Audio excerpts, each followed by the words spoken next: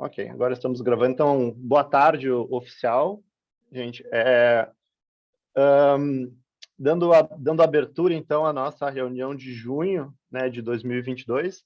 Até para o pessoal ficar sabendo, essa reunião ela está sendo gravada, né, e depois a gente sobe ela lá no YouTube, do canal do YouTube aí do Com7.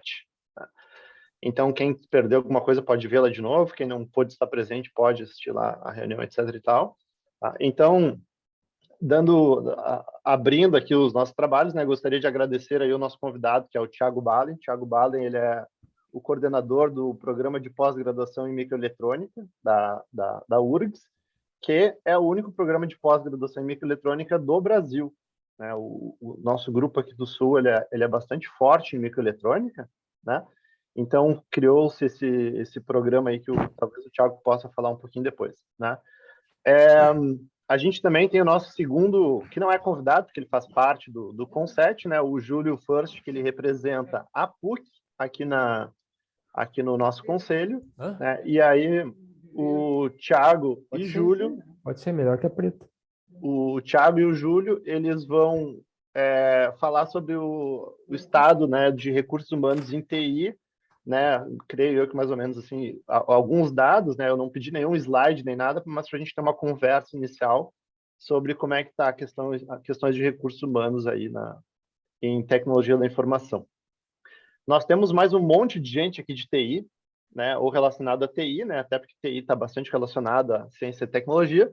Então, assim, obviamente, né, pessoal, a ideia é ter uma conversa aqui. Quem quiser agregar também, adicionar comentários e conversar com nossos convidados aí, fiquem à vontade, tá bem? Ainda na nossa abertura, as nossas atas, elas estão um pouquinho atrasadas, porque tivemos um pequeno imbróglio aí com os nossos secretários, né? A Rita se afastou temporariamente por motivos de saúde, né, Rita? Por isso que a gente está comemorando o retorno dela aqui. E o Bidoni, ele meio que saiu do Com7, né? Então, a gente, inclusive, está em busca aí de um segundo secretário.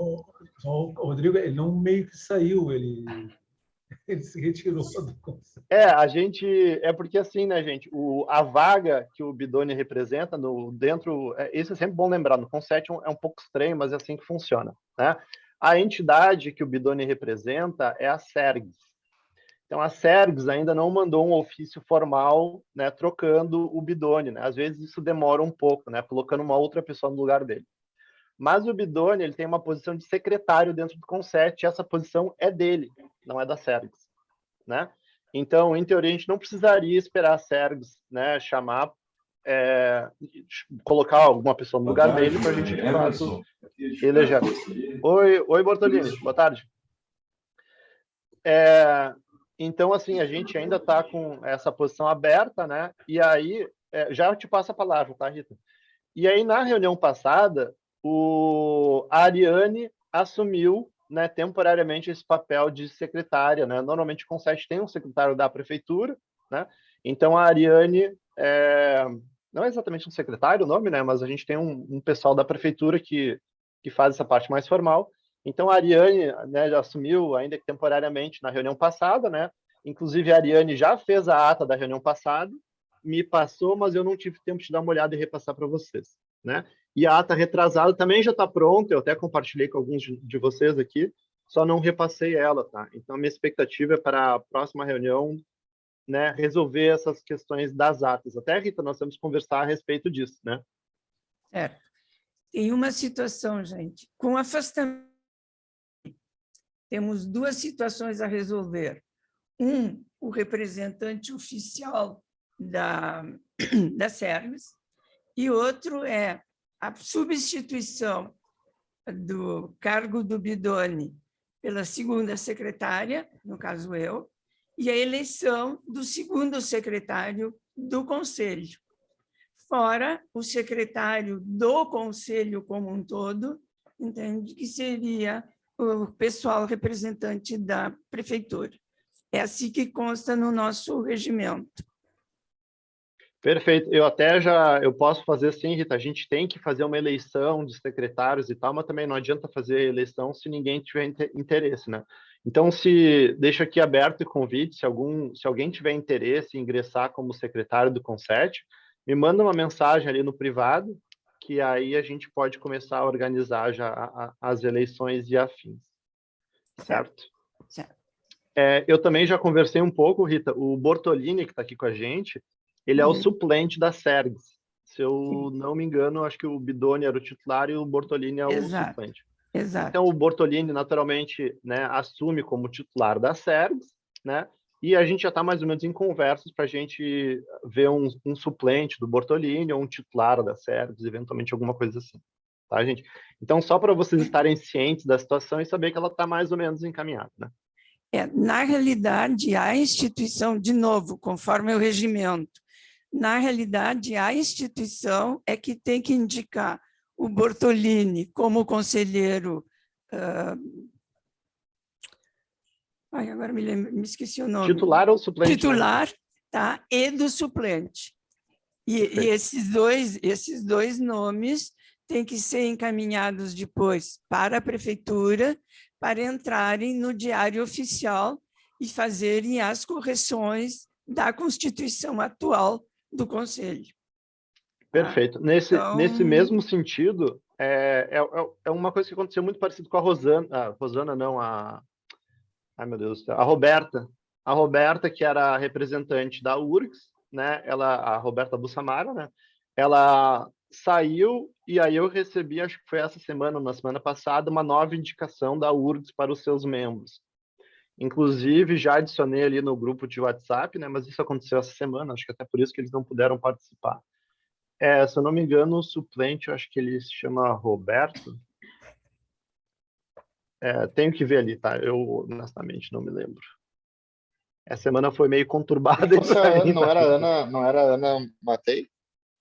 Não, era a Roberta Bussamara e a suplente era Elizabeth Lima. Tá? Agora entrou no seu lugar o Ronaldo Waschburger, o nome dele, ele é o titular. E o suplente, gente, eu não tenho o telefone do suplente ainda, né? Então não consegui fazer nada a respeito. O telefone dele tá lá da Pró-Reitoria, então não consegui resolver isso, tá? Eu vou conversar com o Ronaldo e aí depois disso a gente coloca ali o suplente aqui da URGS também. Sim, mas tem que vir o ofício formal. Não, o ofício já recebemos. Com o nome dos dois. Com o nome dos dois, só não veio o telefone, né? Aí eu não consegui adicionar no grupo de WhatsApp, né? E o e-mail também veio pró-reitoria de não sei quem, então não consegui nem convidar ele, né? Porque só sei o nome dele. Então, mas assim, o ofício já foi recebido. Tá, mas tu sabe o nome dele? Sei o nome, quer dizer, de cor não, mas eu sei o nome dele. Tá. Já busco aqui. O principal é o Roberto, né? Desculpa, eu tô falando Roberto, não sei porquê. O principal é o Ronaldo e o suplente é o Flávio Anastácio. O Ronaldo eu conheço, o Flávio eu não conheço. Mas, bom, então, gente, essa aí era a nossa abertura, tá? Com isso, então, assim, repetindo a nossa pauta, né? Primeiro vai falar o Thiago Balen aqui, e depois o Júlio sobre essas questões de recursos humanos, ITI e afins. Tudo certo, Thiago e Júlio? Pode ser o Thiago primeiro? Perfeito. Como o Júlio é nosso Thiago, conselheiro, né? Bem tranquilo, deixa o visitante, tá? O nosso convidado aí ter a honra aí de tocar, depois a gente fala um pouquinho também, tá bem? Perfeito. Guinter, boa tarde aí também. Boa tarde. Então, Thiago, deixa eu ver só se tu tem permissão para apresentar. Deixa eu Vou aqui. tá. Depois, Não. Cafézinho esquentando depois. Tá. Dá uma olhadinha agora de novo, Valente. Agora eu liberei. Então, Valente, agradeço de novo, te passo a palavra e fica à vontade. Certo. Então, a Zambuja, eu agradeço o convite, né, para participar aqui, né, apresentar um pouco da nossa visão do cenário da microeletrônica no estado do Rio Grande do Sul, com enfoque, então, né, no que a gente, enquanto academia, né, visualiza. Tá? Só deixa eu iniciar a apresentação em modo full screen. Acho que vocês todos estão vendo. Sim? A gente está vendo o teu PowerPoint, Thiago, não a apresentação em si. Não está vendo, não está vendo uma apresentação cheia.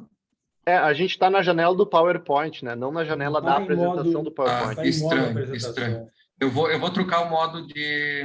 Não, eu coloquei em modo apresentação. Eu vou trocar o modo de compartilhamento para tela cheia e não necessariamente...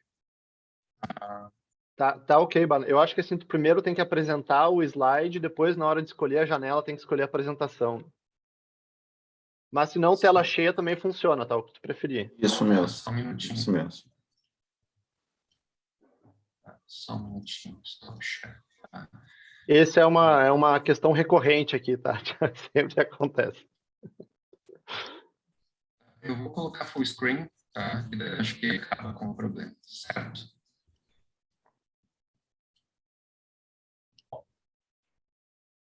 Agora está no full screen aqui. Perfeito. Só compartilha se está mudando o slide. Tá, agora tá tudo certo aqui. Perfeito, então. Gostaria de agradecer o convite mais uma vez, né, e cumprimentar todos os membros do CONCET. Tá? Eu vou tentar, com o meu conhecimento limitado na área, né, de quem não viveu anos, né, da microeletrônica, como alguns colegas que a gente tem aqui que admira muito, né, que iniciaram a microeletrônica no estado do Rio Grande do Sul, mas eu vou tentar trazer um panorama, tá, do estado atual, principalmente falando um pouco aí da parte de recursos humanos, né, a pesquisa, inovação, interação com a indústria, daquilo que a gente visualiza, né, sendo um dos atores, né, que é o meio acadêmico. Tá?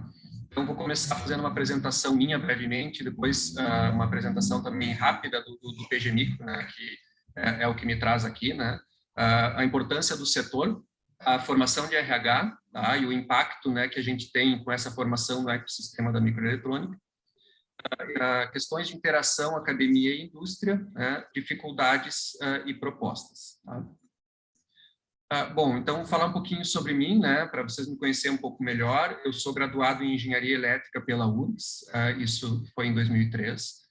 Logo em seguida, então, eu ingressei no mestrado aqui, cursei mestrado e doutorado no programa de pós-graduação em Engenharia Elétrica da URGS, sempre com foco, né, nas pesquisas na área de microeletrônica. Como docente, eu ingressei no Senai em 2005, no curso de Informática Industrial. Fiquei um semestre apenas lá, depois eu já, logo em seguida, ingressei na La Salle, em Canoas, no ensino superior, onde eu tive a oportunidade, a partir de 2007, a coordenar 2 cursos, né, de Engenharia de Telecom e Engenharia de Computação. Tive uma passagem também relativamente rápida pela Associação Civil CEITEC, vou falar um pouquinho mais da CEITEC, mas na época ainda havia a Associação CEITEC e a SA, né, estava em processo de transição entre as duas entidades, digamos assim, onde eu tive talvez um contato mais com a parte da indústria mesmo, da microeletrônica. E desde 2011, então, eu sou professor efetivo da Universidade Federal do Rio Grande do Sul, onde atualmente eu exerço o cargo de coordenador do programa de pós-graduação em microeletrônica. Tá? O PG Micro, que é esse programa, então, ele iniciou suas atividades em 2003, tá? Primeiramente com o doutorado em microeletrônica, foi uma indução feita pela CAPES, né, que buscava propostas de programas nessa área, e a proposta da URGS foi uma das 2 aprovadas no Brasil. A outra proposta aprovada não chegou a ser implementada na prática, tá? Então, desse edital, o único que vingou foi o PG Micro, tá? Ele é o primeiro e único programa multidisciplinar de microeletrônica no Brasil, com esse foco totalmente voltado para a microeletrônica. Anos depois, em 2007, a gente começou com o curso de mestrado, tá? Então, a gente se tornou, então, antes era um programa que tinha apenas o doutorado, agora a gente tem mestrado e doutorado, tá? Hoje, nós somos 23 professores, tá, de 4 unidades diferentes da URGS. Tá? Isso é raro, até a gente tem cursos de pós-graduação aqui, programas com 2 unidades, até 3, mas com essa diversidade a gente não encontra, né, na universidade, então é um programa multidisciplinar, a gente tem, faz parte do PG Micro, o Instituto de Física, a Escola de Engenharia, especialmente a Engenharia Elétrica, de onde eu sou egresso e de onde eu atuo como docente, o Instituto de Informática, o Instituto de Química, né, para cobrir todas as áreas da microeletrônica, desde da parte de fabricação até projeto, aplicação, teste, né, e tudo mais. Somos aproximadamente 70 alunos, ou melhor, são 70 alunos matriculados, né, e a gente já formou 204 egressos. Amanhã a gente forma o 205º, tá? E são, então, 127 mestres e 77 doutores que a gente já formou no passado. Tá? Então, encerrando essa parte da apresentação, vou falar um pouquinho agora da importância do setor. Tá? Acho que isso é de conhecimento de todos aqui nesse conselho, né? A importância que o setor de microeletrônica tem em todos os ramos da indústria, né? Não só na própria microeletrônica e não só na indústria de bens de consumo de tecnologia, mas a gente precisa de equipamentos, né? de alto poder computacional e memória e autonomia em todas as áreas da indústria, né? A gente precisa de equipamentos para tocar todos os processos produtivos, as questões de saúde, hospitalar, transporte, tudo isso é altamente baseado em equipamentos eletrônicos, em comunicação, em redes de telecomunicações e informática, né? Então, todos esses processos de microeletrônica, eles geram um valor agregado significativo, né, para essas cadeias, né, produtivas, além de ter um impacto significativo na balança comercial, né? Hoje, no Brasil, a gente importa muito semicondutor, vocês devem ter ouvido falar da crise de semicondutores, né? Muitas linhas de produção, não só de veículos, como a gente vê na mídia, né? Mas também de empresas relativamente pequenas que trabalham com automação, com montagens de produtos eletrônicos com suas linhas paradas ou tendo que fazer reprojeto, né, para suprir essa carência de semicondutores, né? Então, essa importação aí faz a nossa balança comercial sofrer um pouquinho nessa área, tá? Aqui a gente tem só para contextualizar, né, uma figura que mostra o ranking de complexidade econômica, tá? A figura é de 2015, os números aqui são de 2018, mas mostram que o Brasil está numa posição relativamente ruim, né, 49ª posição, significa que a nossa economia não é diversificada, tá? Então, basicamente, a gente sabe, né, que a nossa economia é baseada em commodities, principalmente commodities agrícola e minério, né? E, em geral, os países que têm essa diversidade econômica maior são países que executam investimentos, né, em tecnologia e que visualizam, então, que essa área é prioritária, né, para o desenvolvimento, né, e, nesse caso, para a diversidade econômica. Então, só um exemplo, tá? Eu vou trazer aqui o exemplo do investimento público nas áreas, né? Então, a gente vê aqui o faturamento do agronegócio, né? São dados de 2019, foi 651 bilhões, tá? E dá para ver que o faturamento da indústria eletrônica no Brasil não é desprezível, né? Se a gente pensar que o agronegócio é o nosso motor, né? A gente tem 153 bilhões de faturamento no setor de eletroeletrônica, tá? E aí, só para ter uma ideia, né, do quanto o Tesouro Nacional investe, né, em empresas públicas que fomentam a área, tá? Eu vou falar um pouquinho mais da CEITEC depois, vou fazer, né, algumas considerações, mas só aqui para mostrar que, por exemplo, né, o investimento na Embrapa anual, né, em 2019 foi de 3,75 bilhões, tá? Enquanto o CEITEC recebeu apenas 66 milhões naquele ano, tá? Ou seja, uma diferença significativa que a gente observa, tá? Então, mesmo que essa diferença em relação ao faturamento não é uma diferença tão significativa quanto observada nos investimentos, tá? Então, só uma observação para mostrar, né, que quando a área recebe incentivos e recebe atenção, né, ela é uma área que vai ser desenvolvida, né? O Brasil não é uma potência do agronegócio à toa, né? É uma área que foi bastante priorizada nas últimas décadas, tá? Tem uma outra questão sobre a importância do setor, é uma portaria do Ministério da Ciência e Tecnologia que define a área de projetos de pesquisa estratégicos, tá, para o período de 2020 a 2023. E aqui a gente pode observar algumas áreas que têm direta relação com a microeletrônica, por exemplo, espacial e nuclear, né? A gente estuda isso, né, nas nossas pesquisas, a questão, então, de equipamentos aeroespaciais, tolerância à radiação para esses equipamentos operarem nessas órbitas, né, e também em aceleradores de partícula, etc. A inteligência artificial, internet das coisas, isso é conhecimento de muitos aqui, né, que são temas bastante quentes, né? Materiais avançados em nanotecnologia, além de outras questões, né, de outras tecnologias que são habilitadas, digamos, por hardware e também, obviamente, por software, né? E aí, qual é o nosso papel, né? Na universidade, a gente forma pessoas, né? A gente pesquisa também, a gente desenvolve produtos também, a gente desenvolve processos, mas o nosso foco é formação de RH. A gente forma profissionais qualificados em cursos de graduação e toda essa nossa atuação em pesquisa na área de microeletrônica e pós-graduação, ela ajuda a qualificar esses cursos, ela traz um olhar mais de pesquisa e vamos dizer assim, plantatinha, né, da microeletrônica nos cursos de graduação. Tá? E também na pós-graduação é onde a gente, digamos assim, lapida, né, esse material humano.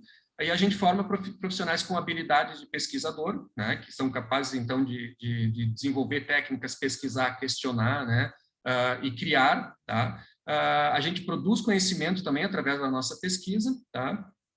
E a gente também aplica através de projetos de extensão, tá? Então, basicamente, é dessa forma que a gente alimenta, né, esse ecossistema, tá? Nas universidades, os cursos de micro e nanoeletrônica na graduação, tá? Elas podem ser encontradas como cursos específicos, né? Como eixos específicos de alguns cursos, engenharia elétrica, computação e física, por exemplo, tá? E isso a gente enxerga nas mais diversas instituições. Aqui eu citei apenas as instituições que são, digamos assim, reconhecidas no Estado por atuarem na área. Tá? Então, somos nós, a URGS, a PUC, a Unicinos, tá? Para falar da região metropolitana, mas também temos a Federal de Santa Maria, Pelotas, Rio Grande, Unipampa, e os institutos federais também têm, né, uma atuação aí com pesquisadores. Tá? Prova disso é que a gente criou uma rede, né, no ano que passou, com mais de 50 pesquisadores doutores na área de microeletrônica, né, e nós propusemos, então, um projeto, né, para o edital RITS da FAPERGS no ano passado. Fomos muito bem avaliados na primeira etapa, mas, infelizmente, não fomos financiados na segunda etapa, né. Esse projeto, então, ele conta com essa rede conta com esses pesquisadores, né, que trabalham na área de projeto, teste, ferramentas, aplicações, e também na educação inovadora na área de microeletrônica, né? Então, isso mostra que a gente tem aqui uma massa crítica significativa na área no estado do Rio Grande do Sul. Essa massa crítica foi também bastante utilizada, né, no passado, desde de 2008 a 2019, no programa CI Brasil. Foi um programa com fomento do Ministério da Ciência e Tecnologia, que formou mais de 900 profissionais, tá? Projetistas de circuitos integrados, que acabaram depois sendo absorvidos por diversas empresas da área, tanto no Brasil quanto no exterior, né, que contou com um centro de treinamento nas dependências da Universidade Federal do Rio Grande do Sul. Tá? Então, resumindo essa parte, né, nós somos uma comunidade altamente qualificada e temos um elevado potencial de interação com a indústria. Tá? Como é que a gente interage com a indústria? No primeiro momento, bom, a gente forma RH, esse RH vai parar na indústria. Tá? Então, a gente tem profissionais formados, por exemplo, no CI Brasil e na URGS, que atuaram na equipe que desenvolveu, por exemplo, o System Impact de IoT da HT Micro, tá? Que é uma das empresas da área de microeletrônica da região, tá? Que desenvolveu, então, um produto diferenciado aí para a internet das coisas, com participação dos nossos egressos aqui dos nossos cursos. Tá? E também, né, os profissionais formados no CI Brasil atuando em diversas áreas da CEITEC, por exemplo, né, que hoje está em processo de liquidação. Vou falar um pouquinho mais sobre isso depois. Temos também startups, tá? A gente tem uma startup hoje com um docente do PG Micro e um discente do PPGC, que é o Programa de Pós-Graduação em Computação da URGS, tá? Que também tem uma linha de microeletrônica. Tá? Isso é um exemplo, né? E a gente tem também aqui no nosso ecossistema incubadoras, empresas júnior, né, que acabam também, né, de alguma maneira, se beneficiando com essa nossa expertise na área. Tá? Temos exemplos de projetos de desenvolvimento tecnológico. Então, um exemplo bem que a gente cita bastante aí é um medidor de energia da empresa Embrasul, tá? Que foi um projeto, então, que dentro da universidade foi coordenado pelo professor Sérgio Bampi, onde foi feito um projeto de um chip para fazer compactação de dados, né, para fazer leituras, né, da qualidade da energia elétrica, né? Então, um produto, esse chip virou um produto depois, e um produto diferenciado da empresa, né? Tá? E outro exemplo também, a empresa Nangate, que foi, então, teve montado um escritório aqui no Brasil com professores do PG Micro, do PPGC também, e que depois, então, foi adquirida pela empresa Silvaco, que atua na área de ferramentas de CAD, né, para microeletrônica. Tá? E a gente tem também a possibilidade de trabalhar a questão do mestrado e doutorado acadêmico em inovação, tá? Que é uma modalidade em que uma empresa, né, ela se associa a esse a universidade de forma a apresentar um problema, né, que vai ser, então, resolvido por um aluno do curso de mestrado ou doutorado, né, que, na verdade, a gente tem, por exemplo, um desses cursos, na verdade, que hoje é gerenciado pela Escola de Engenharia da URGS, tá, em que é possível, então, através de uma contrapartida financeira da empresa, né, que esse aluno, então, trabalhe, por exemplo, dentro dos próprios laboratórios da empresa, voltado a desenvolver uma tese ou uma dissertação que resolva um determinado problema da empresa e que também possa ser utilizada, né, como uma formação acadêmica do aluno. Tá? Então, mais uma vez, eu falo em fomento público, obviamente eu estou numa instituição pública, eu sei que se não houver fomento público a gente não trabalha, né, a gente não tem como operar, tá? Para falar que o fomento é fundamental. E aí eu exemplifico a região sul, por exemplo, né? Nós temos universidades nos 3 estados que têm uma tradição forte em microeletrônica e embora aqui o nosso programa de pós ele tem 20 anos, as pesquisas em microeletrônica na URGS têm 40 anos ou mais até. Tá? Então, há muito tempo que se pesquisa nessa área. Depois teve a indução do PG Micro, como eu falei, criação da CEITEC, tá? E do programa CEI Brasil, e associado, então, a outros incentivos, tudo isso tornou um ambiente favorável para a instalação de empresas da área. Então, eu cito aqui algumas, né? E depois eu vou falar um pouquinho mais sobre elas. A HT Micro, a Ensilica, a Impinj, a Silvaco, a Inplace e a SMDH, que hoje já não está mais operando, mas são empresas que operavam, né, ou que trabalham, né, hoje com um projeto de circuitos integrados ou desenvolvimento de ferramentas. Antes de apresentar um pouco mais essas empresas, eu vou falar sobre o ecossistema de microeletrônica, tá? Desculpa, saiu aqui do modo apresentação. Eu queria só fechar aqui não me lembro como é que eu fecho essa parte de cima que deve estar atrapalhando vocês. Tá? Mas ok. Eu vou falar então um pouco dos modelos de negócios agora, né? Então, como é que funciona, né, as empresas que atuam nessa área, né? Eu posso ter um modelo de negócios que é verticalizado, ou seja, a mesma empresa realiza projeto, fabricação, teste e encapsulamento, tá? Que são etapas diferentes do processo, todas elas são etapas complexas, tá? Então, o projeto basicamente são as design houses que executam, tá? E no modelo horizontal, né, as empresas podem se especializar em uma ou mais etapas. Então, é possível encontrar empresas que são apenas design houses. O que elas fazem? Elas fazem só o projeto. Tá? O projeto de circuitos integrados, elas não fabricam, elas não testam. Muitas vezes elas vendem o que a gente chama de IPs, tá? Para outros clientes, ou inclusive elas podem compor o que a gente chama de unidades fabless, ou seja, empresas sem fábricas, né? Ou seja, elas até têm produtos próprios, mas elas fazem só o projeto, mandam fabricar em outras empresas, mandam testar e encapsular em outras e depois fazem a comercialização. A gente tem foundries também que só fazem fabricação para terceiros. Um exemplo, por exemplo, a TSMC, que é a maior foundry do mundo, que fica em Taiwan. Tá? E tem empresas especializadas em back-end, que é a parte de encapsulamento e teste, que um bom exemplo que a gente tem aqui é a HT Micro, embora eles fazem a comercialização também, mas tem empresas que prestam apenas esses serviços para as demais empresas. Tá? Então, o que a gente tem aqui na nossa região, tá? No ecossistema de microeletrônica? Temos um processo de liquidação, como eu comentei. A CEITEC é a única dessas empresas que a gente tem na região. Vamos dizer que ela é a única na América Latina e também no Hemisfério Sul, que tem a tecnologia para fabricar o wafer, tá? Para fabricar os chips e não apenas para projetar e testar. Tá? O principal produto da CEITEC eram os RFIDs, ou seja, etiquetas de identificação para diferentes aplicações, em especial logística. A HT Micro, ela é em São Leopoldo, né, tem foco em encapsulamento e teste, tá, e fabricando, então, memórias e sistemas em package, ou seja, eles empacotam ou encapsulam diferentes chips que já existem, que já foram fabricados em outras empresas, num único encapsulamento, né, agregando valor, então, através, né, da miniaturização desses módulos, né, e agregando esses módulos num único produto. A Ensilica e a Impinj, tá, são focadas em projeto e teste. A Impinj, ela tem um modelo mais ou menos similar àquilo que eu mostrei para vocês antes, né? É um modelo mais fabless, né? Eles fazem projeto, eles fabricam, eles mandam fabricar e comercializam também na área de RFIDs, o principal carro-chefe deles. E a Ensilica basicamente ela projeta diferentes aplicações para diferentes parceiros, tá? A Insilica é uma empresa inglesa, a Impinj é americana, e ambas hoje elas têm escritórios no Tecnopuc, tá?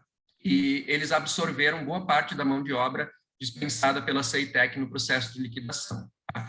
Então, a gente pode pensar assim, que legal, a gente atraiu essas empresas aqui.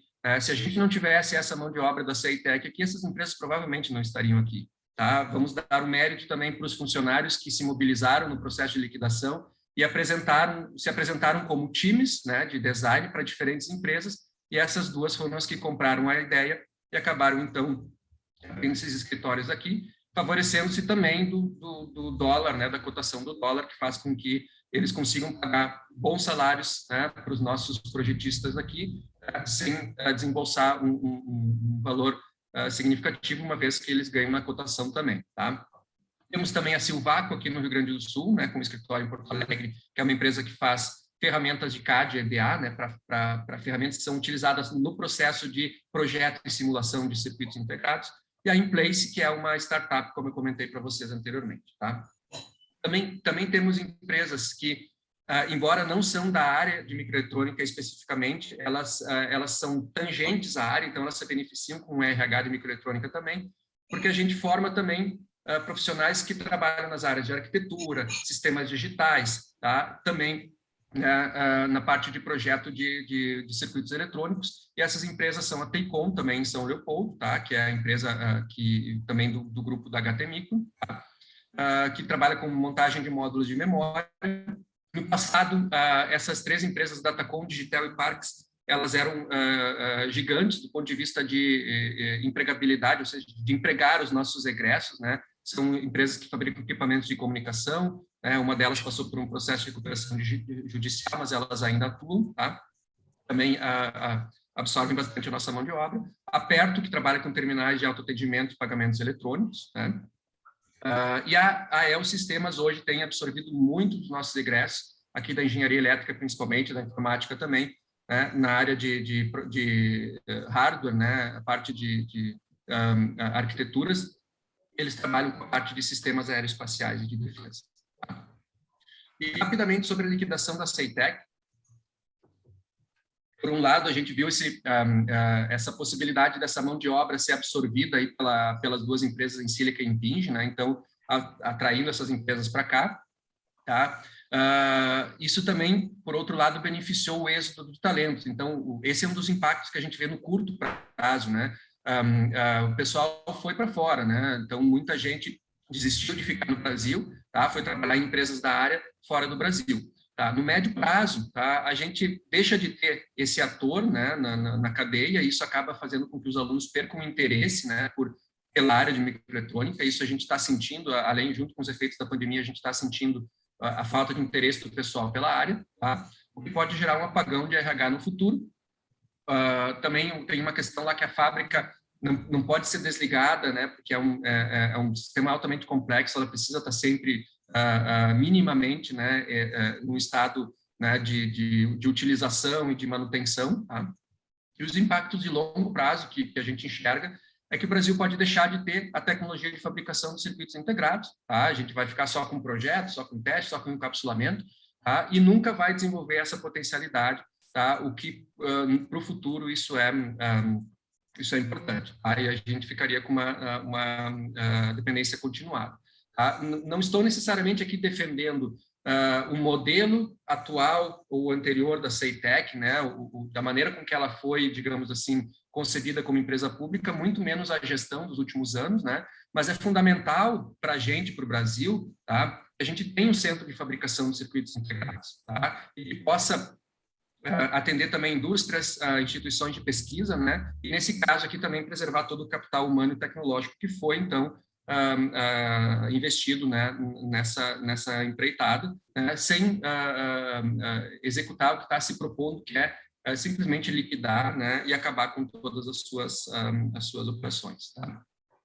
Então, eu fiz aqui um diagnóstico. Isso aqui eu apresentei, na verdade, numa audiência pública que eu participei na Câmara dos Deputados. Tá? Então, tem algumas questões de nível nacional aqui que tem a ver com o fomento público federal, né? Mas também tem questões importantes aí da parte de interação local. Tá? Então, eu vi algumas dificuldades, os impactos e propus algumas correções. Tá? Então, eu vou listar rapidamente para vocês. A gente tem agora, acabou o programa PNPD da CAPES. O que é o PNPD? Programa Nacional de Pós-Doutorado. Tá? Era um programa utilizado para pagar bolsas para pós-doutores para continuarem pesquisando nos seus programas de pós-graduação, tá? Para fixar esses doutores no Brasil. Hoje eles terminam o doutorado, eles encontram oportunidades fora do Brasil e não encontram oportunidade de ficar no Brasil. Tá? Então, isso acaba fazendo com que esses doutores migrem, né, para fora do Brasil. Tá? Então, a gente precisaria retomar algo parecido com o PNPD. E tem um programa muito interessante que foi utilizado no passado, né, que é o Doutor na Empresa, tá, onde a empresa pagava parte da bolsa de um pós-doutorado e a FAPERGS, no caso aqui a nossa agência, pagava a outra parte. Tá? Isso fazia com que, então, essa mão de obra passasse a ser fixada na empresa e na maioria dos casos, acabava ficando. Né? Eu sei que a HTMI usou bastante isso no passado. Tá?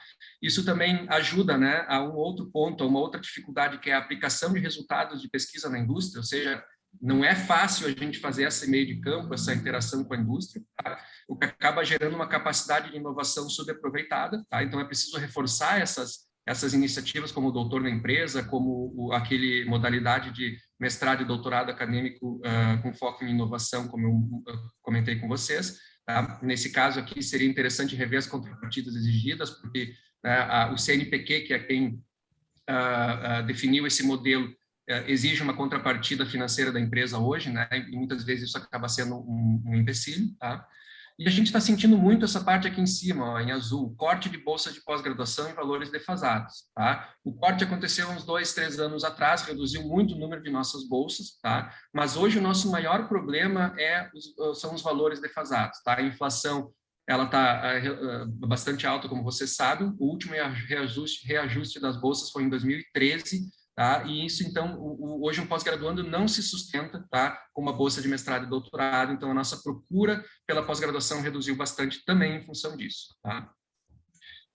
E essa questão, então, do ambiente de pesquisa não ter investimento contínuo, né? Muda governo, muda prioridades, daí não tem dinheiro. Tá? Vem a crise e também para de investir, acessam os investimentos. Isso gera uma insegurança, tá, para a comunidade toda que trabalha com pesquisa.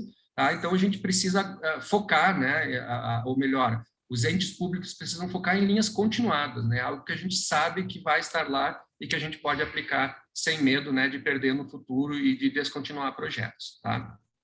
Teve também o fim do programa CI Brasil, como eu comentei com vocês, que também acabou, então, prejudicando bastante essa formação. E quase finalizando, agora vou um pouco para nível nacional, tá? Falar um pouco da SB Micro, da qual eu faço parte, a gente faz parte, né, quem atua em microeletrônica dessa sociedade. Tá? Um exemplo, por exemplo, de um projeto de fomento, né, que tende a ser continuado, né, é o APCI, que é o Programa de Apoio ao Projeto de Circuitos Integrados, né, da SB Micro, tá? Que paga licenças de software, de ferramentas para o desenvolvimento de circuitos integrados para diversos centros de pesquisa e universidade. Então, aqui só como um exemplo, se a gente olhar o Rio Grande do Sul, né, tem várias bolinhas aqui, ou seja, são as várias universidades que atuam na microeletrônica. Se a gente olhar aqui, o único estado que talvez tenha mais participação do que nós é São Paulo. Então, os 2 estados com maior força na área de microeletrônica são Rio Grande do Sul e São Paulo. São Paulo mais focado na parte de processo de fabricação e o Rio Grande do Sul mais na parte de design e teste. Tá? Então, aqui são os números de professores e pós-graduandos e alunos de graduação que são, então, contemplados por esse programa da SB Micro. Tá? E, para finalizar aqui, eu coloco alguns logos e alguns nomes, tá? De egressos, não só do PG Micro, mas também de toda essa formação de microeletrônica que a gente tem aqui na URGS, trabalhando em diferentes empresas. Então, por exemplo, as 3 primeiras aqui são as principais ferramentas de software de fabricantes de ferramentas para circuitos, para projetos de circuitos microeletrônicos. Tá?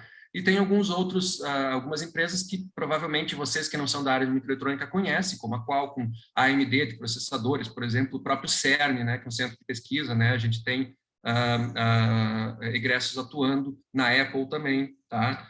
Vamos falar também das empresas locais aqui, né? A HTMI, com a Ceitec, como eu disse, já está no processo né? Provavelmente esses nomes não são mais os que estão ali, né? Esses slides podem estar relativamente desatualizados, né? Porque eles são do início do ano e muita coisa mudou de lá para cá. Tá? Mas a gente tem aí diversas empresas em que os nossos egressos atuam, tá? Incluindo o Google, por exemplo.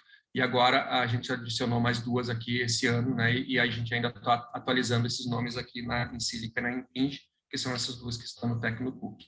Sem falar nas universidades, tá? A gente tem um grande número de egressos, né, da URGS, atuando na própria URGS, em outras universidades, tanto no Rio Grande do Sul quanto no Brasil, tá? E também fora do Brasil, tá? Atuando na área de microeletrônica, né? Então, replicando esse conhecimento. E também temos institutos federais, né? Onde os nossos egressos atuam também em nível técnico, nível médio, e tecnólogos. Então, o que a gente pode fazer enquanto comunidade acadêmica? Tá?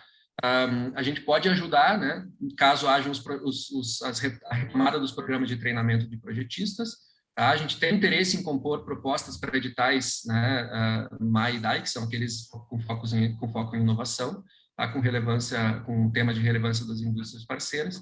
Aí a gente também orienta, né, alunos de tempo parcial nos programas de pós-graduação, algo que no passado era meio que mal visto, né, dentro da academia, aluno que trabalha e ao mesmo tempo faz a sua pós-graduação porque não consegue ter aquela dedicação completa à pós-graduação, mas se houver uma sinergia aí entre a indústria, a empresa e o programa de pós-graduação, é possível pesquisar dentro da área de interesse da empresa e gerar, né, um processo de formação junto com a empresa.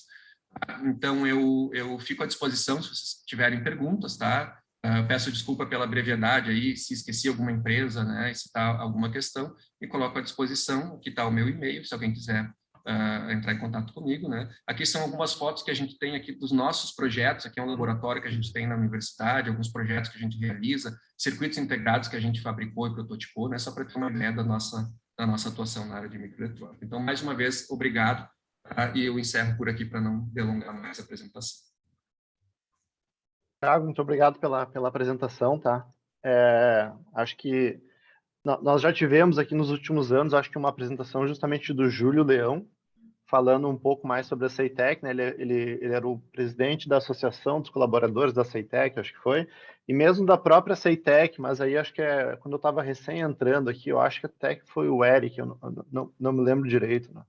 Mas, então, assim, é um assunto que a gente vem acompanhando no CONCET, assim, aos poucos, assim, mas a gente nunca, assim, sempre foi mais focado em CEITEC em si, nunca exatamente assim, o impacto, né, do CEITEC e mais, né, dessa situação e desse panorama do RH de tecnologia da informação aplicada à microeletrônica, né? Então, assim, te agradeço bastante pela apresentação, acho que ela foi bastante clara, né? Eu só gostaria de trazer um ponto aqui, tá, que talvez seja que tu colocou um urgente ali do lado, que é a questão das bolsas de mestrado e doutorado, né? Até para sinalizar, gente, o Thiago não chegou a comentar, mas a bolsa de mestrado hoje é R$ 1.500, a bolsa de doutorado é R$ 2.200, né? Então, se eu não me engano, eu terminei o meu mestrado em 2010 e eu ganhava R$ 1.500 naquela época, né? Então, a gente está... Acho que o Thiago até chegou a falar o último reajuste, ali, eu não lembro do número que era, mas é uma coisa que, assim, hoje, nós estamos falando primeiro do setor de TI, né? Que é um setor que está extremamente aquecido, né? Um monte de gente ganhando em dólar para trabalhar no Brasil, né? Isso é quase que o novo normal, né? O mercado global está aquecido. Assim, na minha visão pessoal, o profissional de TI brasileiro, ele é muito buscado globalmente, é um profissional muito bom, diria, inclusive acima da média, talvez o Júlio possa comentar depois. Então, assim, existe uma grande demanda e a nossa oferta, né, para uma especialização e uma melhor formação de RH em termos de mestrado, doutorado é R$ 1.500. Então, realmente, é uma batalha complicadíssima, né? Isso, e aí se diz, tá, mas quem sabe corta pela metade as bolsas e duplica o valor. Bom, as bolsas meio que foram cortadas pela metade já e o valor não aumentou, né? Então, assim, é um problema, assim, difícil, né? Só fazer esse comentário, gente, eu também não quero ficar falando aqui, né? Alguém gostaria de fazer algum comentário, alguma pergunta aí para o Valo? Eu gostaria. Por favor, Júlio. Antes de falar, arrancar na frente aqui, eu sei que deve ter bastante gente querendo fazer pergunta aí, mas parabéns, Thiago, aí, a apresentação fantástica, com números muito bons, para a gente ter uma ideia do que é a microeletrônica e principalmente a formação, o que tem a ver com o setor de tecnologia, que a gente pode falar um pouquinho mais, mas eu gostaria de aproveitar e te perguntar o seguinte: quantos doutores você acha que tem no mercado disponível para uma empresa contratar hoje no Rio Grande do Sul? Não sei se tu tem mais uma ideia, assim, não precisa ser preciso. Olha, hoje nós temos 100 doutores que podem ser contratados pelas empresas. Tu acha que existe alguma coisa desse tipo? Mestre, pode ser mestre ou doutores, principalmente doutores. Na área de microeletrônica, Isso, especificamente. Nessa área que você está falando de formação. O que eu vou te dizer, assim, eu acredito que boa parte dos que estão ociosos, né, não estão, ou melhor, ociosos, assim, a ponto de, assim, eu vou captar e certamente eu vou absorver pessoas porque tem mão de obra ociosa. Eu acho difícil, tá? Porque quem não conseguiu se encaixar aqui, como eu disse, foi para o exterior, tá? Mas, assim, a nossa capacidade de formação anual, eu vou dar um exemplo, assim, a gente forma, no PG Micro não são muitos doutores, tá? A gente forma por ano uns 8 doutores, tá? A gente tem mais alguns, vamos colocar assim, mais uma meia dúzia que sai do PPGC, mas se a gente juntar todas as universidades que trabalham na área, tá? Eu vou dizer que a gente consegue colocar por ano no mercado, tá? Nessa área de microeletrônica, vamos dizer que de 25 a 30 doutores, tá? É um chute, tá? Mas a gente consegue colocar. Agora, o que a gente tem disponível hoje depende muito disso, né? De quem está, talvez, numa situação de transição, saindo da pós, indo para uma bolsa de fixação, né? Ou quem está numa empresa, talvez, gostaria de estar num outro cargo, né? Mas a gente tem um setor bastante aquecido, a gente observa isso. Eu tive na inauguração da Impinj ali no Tecnopuc, e encontrei lá muitos ex-colegas, egressos da área, né? A gente vê o pessoal bastante ativo nessa área, né? Mas não sei de precisar os números, mas eu acredito que seria nesse nível, né? Em torno de 35 a 40 doutores por ano na área de microeletrônica se formam, talvez no Rio Grande do Sul, tá? Mais ou menos por aí. Tá bem. Thiago, Não, a minha pergunta, só deixa eu continuar aqui o porquê da pergunta. Porque o setor de TI tem essa carência também, né? E isso tem um impacto muito forte no desenvolvimento do setor de tecnologia da informação e comunicação do Rio Grande do Sul, principalmente, e, em segundo lugar, para a atração de empresas. Então, vou te dar um dado. Em 2010, eu estive em São Paulo, representando o governo do estado do Rio Grande do Sul, já faz 12 anos, para trazer um laboratório da GE. E a única pergunta que o CEO lá fez para nós, que era uma comissão que foi para lá, inclusive da própria URGS, que estavam junto, o cara ouviu todo o nosso prospecto, a nossa beleza do estado do Rio Grande do Sul e a formação, ele ouviu em silêncio e quando ele usou a palavra, ele fez só uma pergunta e acabou com a reunião. Tá? A pergunta dele foi o seguinte: maravilhoso o estado que melhor se apresentou aqui para nós. Só a nossa necessidade para implantar um laboratório de pesquisa da GE é a contratação de 300 doutores em microeletrônica de forma imediata, ou seja, eu abro no Rio Grande do Sul e eu preciso 300 pessoas, 300 doutores, tá? Para serem contratados. E terminou a reunião, porque nós não tínhamos como colocar 300 currículos na frente dele. E ficou em São Paulo esse laboratório, acho que você deve saber disso. Nós temos uma baixa formação ainda aqui no Rio Grande do Sul para poder atrair essas empresas de grande porte, né? Porque tem uma série de coisas que você deve saber. Primeiro, eu vi ali os nomes das pessoas que coordenam isso nas universidades, né? Obviamente são doutores, assim como você e tal, mas acho que tem pouca gente, poucos jovens que têm atração por essa área, que é um impacto que nós estamos sofrendo na tecnologia da informação. Ou seja, temos grande quantidade de vagas, temos vagas sim, mas o impacto é fazer com que o jovem se interesse por essa formação. Eu acho que você também, nessa área que você está apresentando, sofre a mesma coisa. Não sei se é, digamos, 100 por 1 aí na URGS de vaga, né? Candidatos por vaga. Não sei se acontece isso, né? Mas eu acredito que é pouca gente interessada. E depois, mais ainda, para fazer um mestrado e um doutorado. Isso teve impacto quando eu estive no governo como secretário de Ciência e Tecnologia, foi quando nós lançamos, junto à FAPERGS, o programa de doutores na empresa. Tá? Se não me engano, eu estava como titular da pasta quando nós lançamos isso, com um alarde muito grande, e aí nós tivemos um impacto muito forte no primeiro ano. Não tinha doutores para colocar nas empresas, nós tínhamos empresas interessadas no programa e não tinha doutores, porque todos estavam dentro da academia. Tá? E dentro da academia, eles, ou seja, como professor, como coordenador, como orientador, ganhando equivalente ao que o mercado estava oferecendo.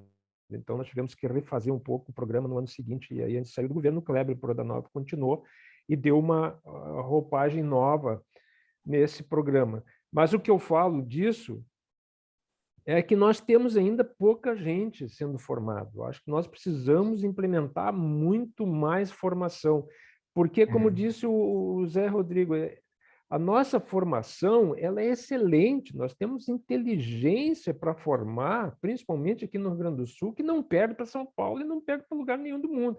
E você está confirmando isso quando as pessoas que estão saindo do CEITEC ou mesmo da formação que vocês estão fazendo na academia, e têm competência para competir no exterior, ou seja, para ganhar dólar em dólar ou euro, currículo que saem das nossas universidades têm competência ou qualificação para competir no mercado externo.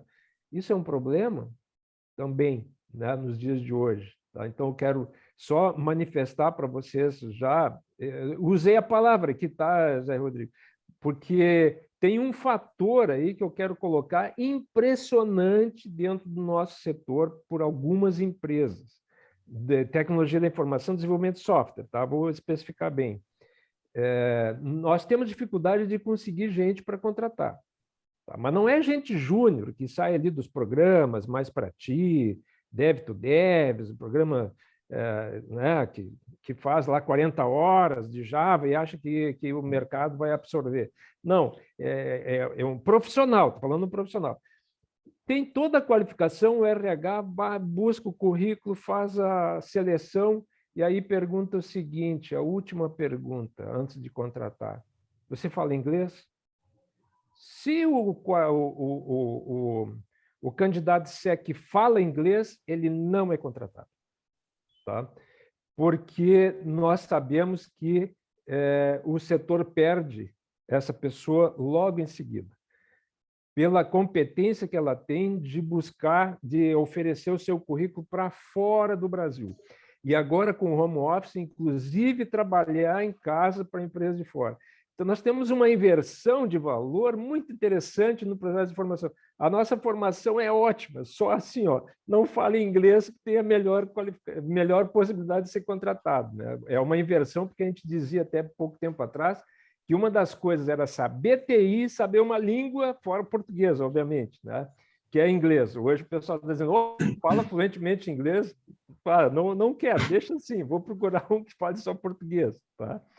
Mas eu fiz uma explanação, aí tem mais gente para falar, desculpe eu usar o termo, mas obrigado, Tiago, pela tua resposta, e nós temos um fator bem impactante, que é a formação de mais gente. Precisamos formar muito mais gente para poder ingressar nesse mercado aí com competência para atração de empresas de grande porte. Rodrigo, não usei o meu tempo, tá? Certo? Não, tranquilo. Tem mais alguém querendo fazer uma pergunta? Acho que era o Inter, né? Não? Hein? Não, eu queria perguntar ao Tiago o que o Consect pode fazer para ajudar, né,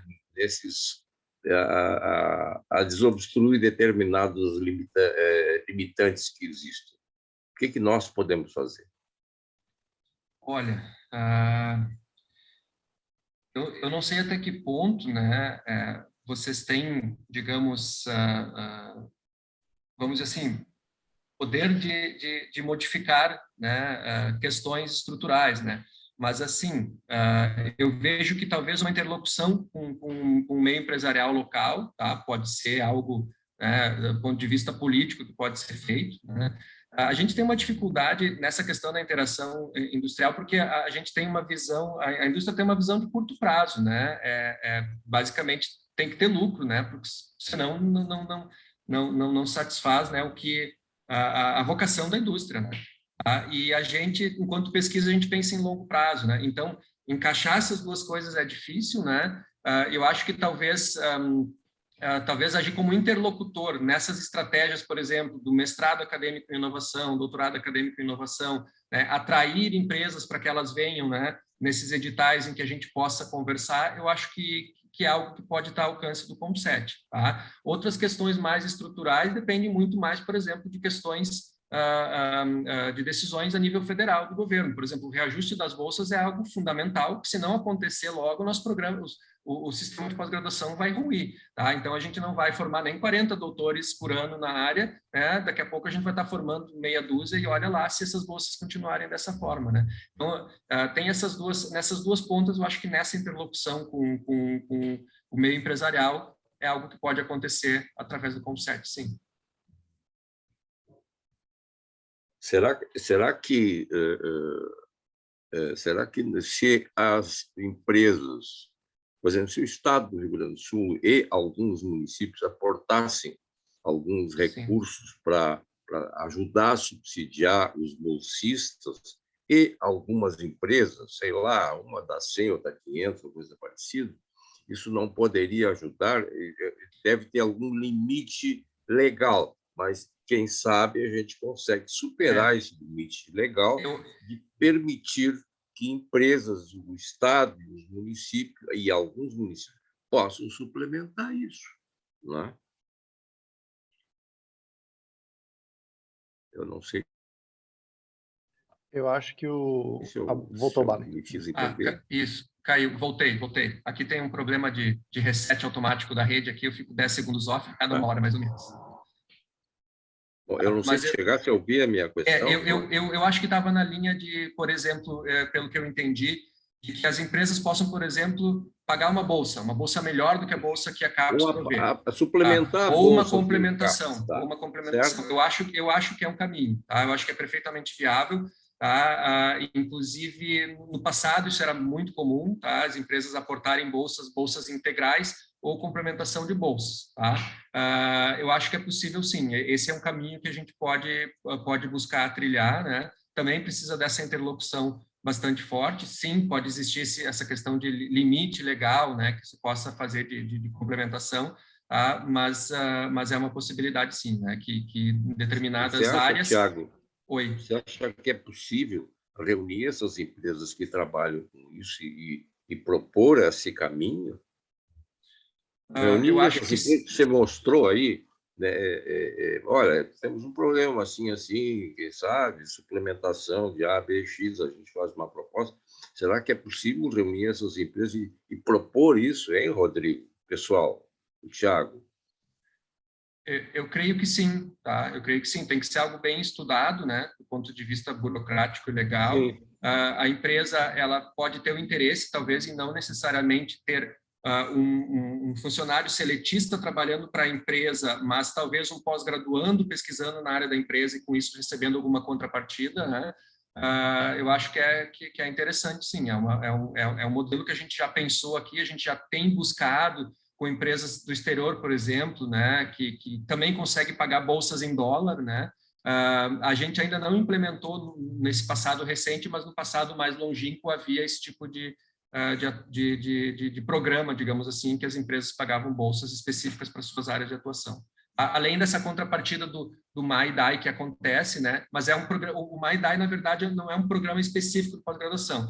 É algo que acontece em nível de universidade e que pode ter orientadores de diversos programas, né? Mas a gente pode, especificamente dentro da microeletrônica, buscar algo parecido.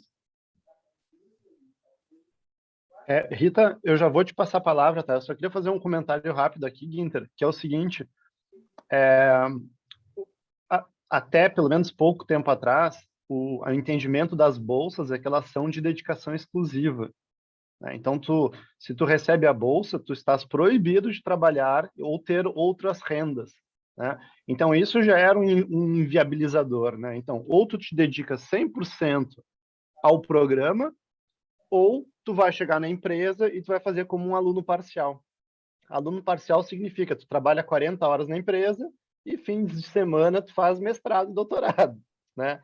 Então, até por isso, durante muito tempo, isso foi mal visto na academia, porque, e não é por preconceito, um pré-conceito, é que, na verdade, esses alunos, eles rendem menos, demoram mais tempo para se formar, a taxa de desistência é maior, né? As estatísticas de um aluno parcial são muito piores do que um aluno com dedicação exclusiva, né? Então, havendo demanda, né, obviamente, o professor orientador preferia um aluno com dedicação exclusiva do que um parcial, né? Rodrigo, Então, a minha visão, pegando o teu dado de R$ 1.500 de uma bolsa, eu não sei quanto que o aluno precisaria para ser uma bolsa mais adequada, um valor mais adequado. Mas vamos dizer, o Estado dá R$ 300 por bolsista, o município X dá 100, a empresa dá 200, ele chega a 2.000, vamos dizer, né?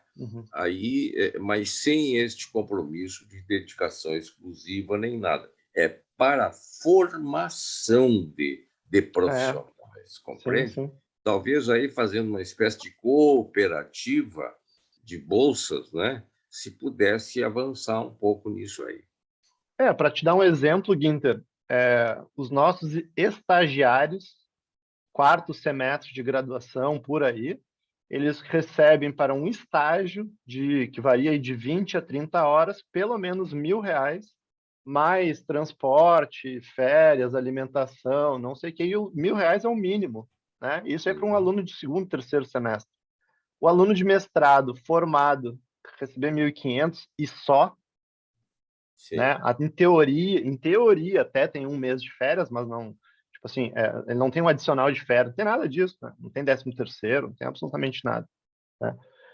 Mas assim, só para resumir aqui, Guinter, o que é necessário é o entendimento de empresa e de universidade, de divisão, né? A empresa entender que existe algum projeto de pesquisa que faça sentido fazer em parceria com a universidade e que a empresa vai ter que ceder algumas horas desse empregado e a universidade vai entender que esse cara vai estar trabalhando em outro lugar, né? Então é uma coisa que está começando a se desenhar, mas não é tão óbvio, não é tão fácil, né?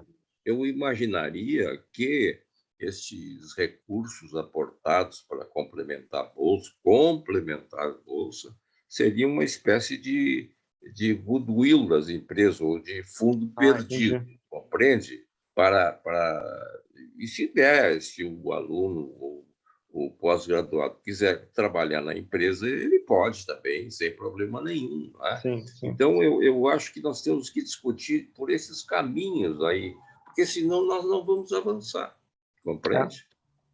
Não, Isso que o Tiago coloca aí com propriedade, e o Júlio, né? Isso aí, se nós não fizermos alguma coisa, né, ou tentarmos fazer, nós não vamos avançar. Sim, não, estou totalmente de acordo. Rita, Rita, eu acho que a Rita quis falar e eu queria depois, se me permite, depois da Rita, falar um pouco sobre as colocações do nosso querido Guinter aí, tá? Exatamente. Rita, te deixei esperando aí um pouquinho, tá? Desculpa, mas tens a palavra. Desculpe, Júlio. Eu vejo que o problema está focado em 3 situações. Uma, o interesse comum entre a empresa, o mestrando ou doutorando e a universidade. Em que medida o resultado da pesquisa dele vai efetivamente ajudar na universidade a continuidade de pesquisas, entende? De aprofundamento. Na empresa, o benefício do produto resultado da situação, entende?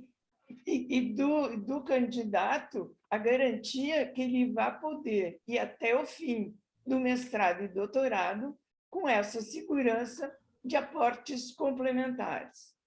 Entende?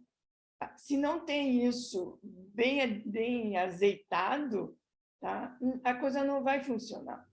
E é por isso que, em tempos antigos, a coisa funcionou, e funcionou bem, e depois começou esse jogo. Não, aluno é dedicação exclusiva, não pode trabalhar na empresa. A empresa, mas o sujeito vem aqui de vez em quando, que nem um fantasma, faz alguma coisa e o resultado não chega para mim. Por isso que a ideia do passado hoje não vinga. Tá? Mas a primeira coisa, tem que azeitar isso aqui. E uma outra coisa importante, até para poder trabalhar dentro do nível de projetos especiais, é fazer com que qual é o valor do produto daquela pesquisa, do mestrando ou do doutorando, em nível econômico, ou para o município ou para o Estado.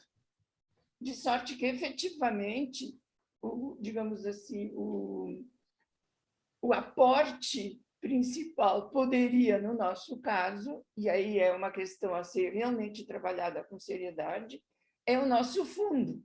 Não apenas em termos do fundo para empreendedorismo, mas o fundo para aporte de formação de profissionais que consigam apresentar resultados para a empresa e, consequentemente, economicamente para o município, que é um pouco diferente do resultado do empreendedor. Eu posso falar em cima disso, Rita? Sim, eu vejo que são as duas coisas, no meu entendimento, fundamentais. Eu queria citar um exemplo. Depois da manhã, vai fazer 3 semanas que foi lançado aqui em Porto Alegre um fundo chamado Fundo Amanhã, por ex-alunos do curso de Administração e Economia da URGS, os ex-alunos, formados por ex-alunos, que aportam um valor determinado e para a universidade, para aquele curso, no caso, Administração e Economia. Eles recolheram, antes do fundo ser lançado, já 1.600.000 para financiar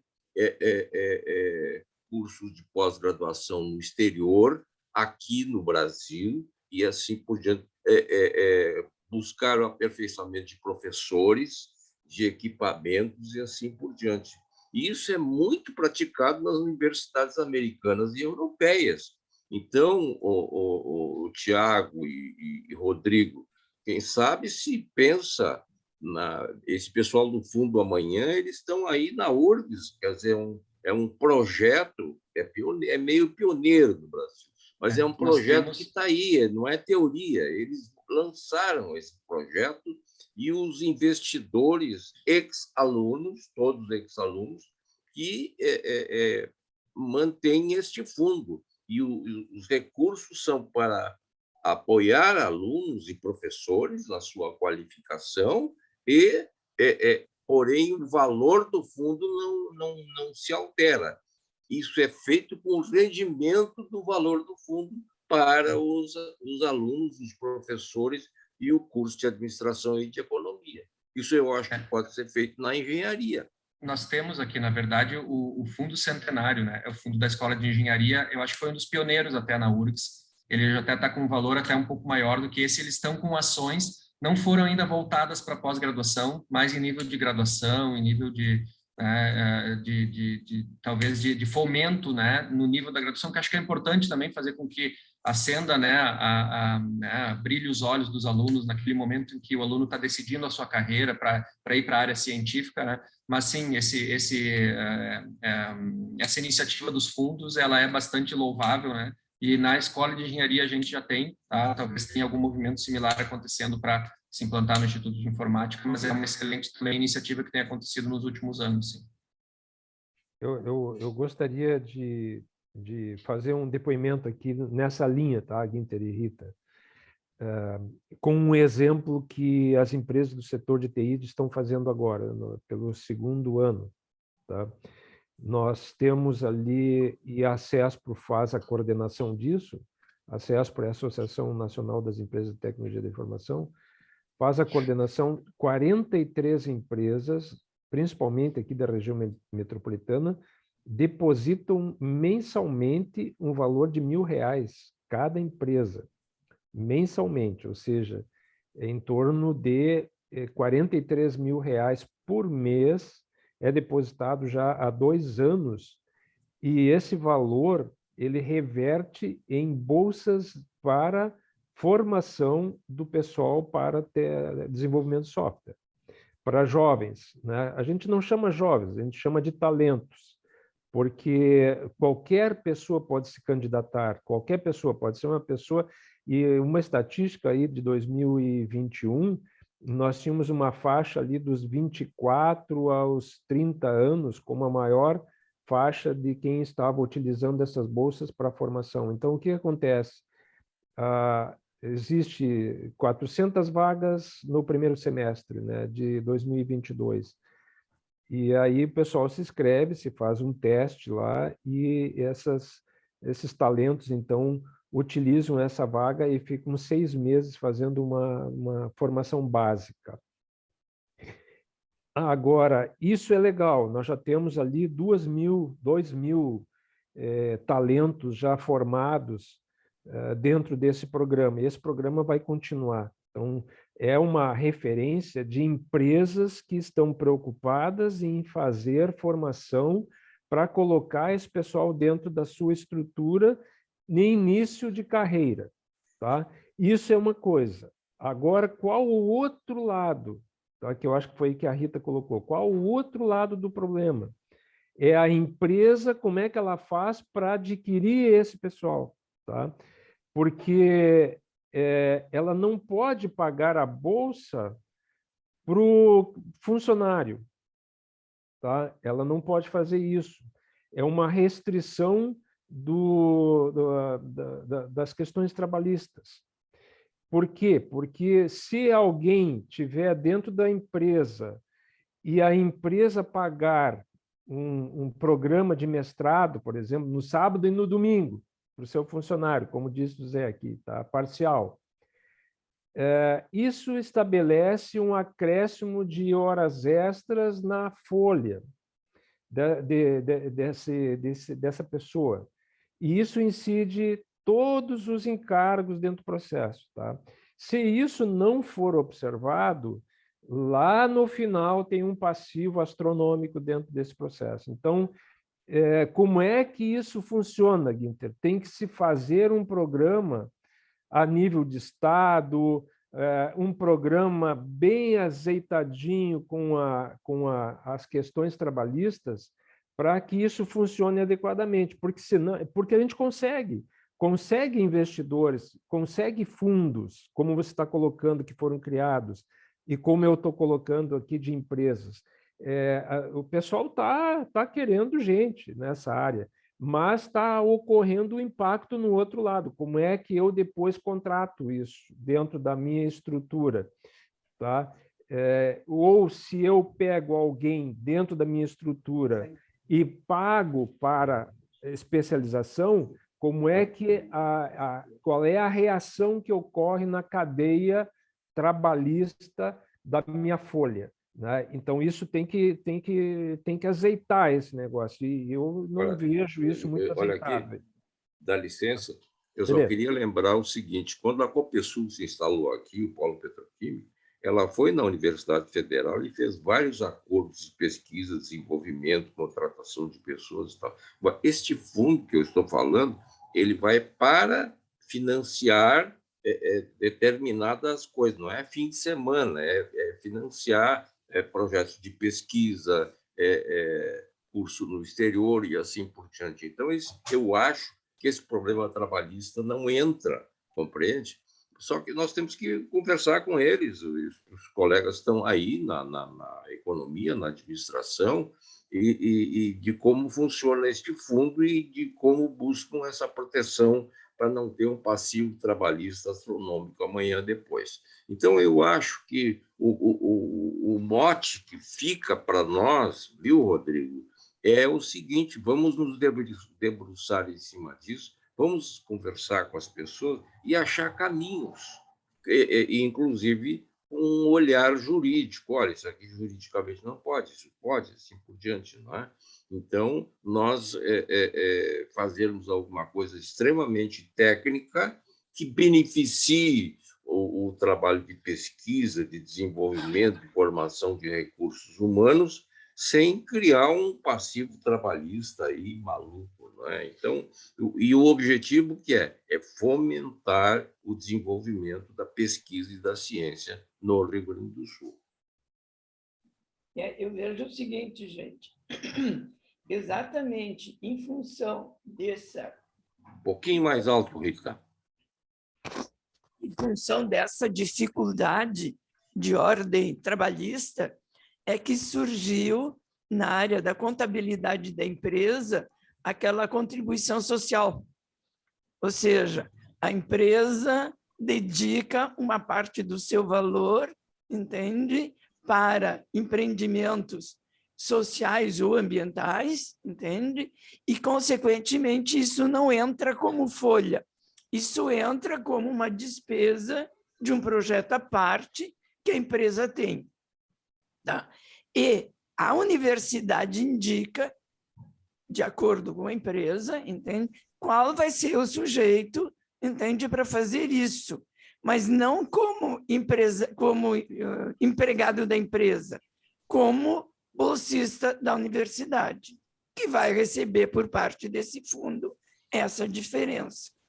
Então, como o Guinter diz, realmente, sobre o ponto de vista legal, tem várias saídas possíveis.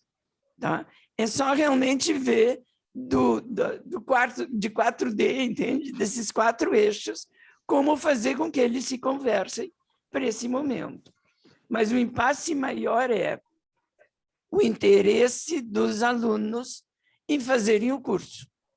Porque se não tiver uma gama de pessoas realmente interessadas, não adianta fazer tudo isso. Por que na área da administração e contábeis e economia a coisa está fluindo? Porque a empresa está mudando e tem que mudar. E para mudar precisa de profissionais realmente preparados. Então, Rita, são ex-alunos. Sim, são ex-alunos ex-alunos que aplicam. de graça e acham que tem que retribuir. Essa é a filosofia da coisa. Claro, certo? Como substrato para que a empresa, a universidade, melhore seus cursos e a empresa se beneficie disso. Porque o curso de hoje de administração, desculpe as instituições de ensino superior, mas já era. Nós estamos ensinando o início do século passado. Tá? Nós não estamos trabalhando em função de um futuro, gente. É isso que nós temos que nos dar conta. Agora, para fazer isso, precisamos pesquisar, precisamos estudar, precisamos encontrar outros caminhos. Certo? Esse é o objetivo do fundo. Exato. Esse é o objetivo do fundo, que pode ser usado em microeletrônica. Agora, nós temos que cativar e é o que é aplicado na maioria das universidades americanas. São fundos privados, etc., que financiam a pesquisa e o desenvolvimento. Por exemplo, a pesquisa do genoma e do DNA foi tudo desta forma, e custou milhões e bilhões. Não é? Então, investidores existem, tá? Possibilidade de realizar o que está sendo proposto existe. Nós temos que encontrar alunos interessados e realmente trabalharmos para fazer uma proposta concreta a ser encaminhada. Exatamente. Existem alunos interessados em retribuir para a universidade o benefício que eles tiveram lá estudando. Isso é a base dos fundos, né, Guinter? E é muito bom. E eu acho que a gente tem que incentivar isso. Isso é uma cultura que nós não temos muito. Eu me arrisco um pouquinho em falar, tá? Mas eu arrisco assim, ó, nós dependemos muito de fundos do governo. Nossa formação só depende de governo. Nós temos que parar um pouquinho com isso e olhar para o outro lado do processo, ou seja, fundos dessa natureza podem apoiar a pesquisa, né? Incentivar esses fundos Sim. A FAPESP, por exemplo, a FAPESP, lá na Fundação de Amparo à Pesquisa de São Paulo, as bolsas não são de R$ 1.500 para doutorado, são muito mais. Uma bolsa de pós-doutorado é R$ 8.500, mas quem coloca lá é a FAPESP, né? Não é a CAPES. A CAPES tem essas bolsas aí de R$ 1.500 e R$ 3.000, porque depende lá do dinheirinho público. Mas eu acho que nós precisamos incentivar muito, Guinter, essa linha. Nós temos uma caminhada muito grande para fazer. Eu levantei uma questão aí da questão trabalhista, mas é um problema.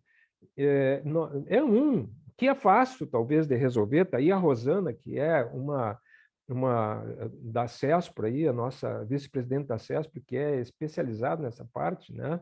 Que já se manifestou aqui, pelo que eu vi. Então, existem bons caminhos para resolver isso dentro da empresa. Agora, Rita, isso que tu está falando de incentivar os nossos jovens, né?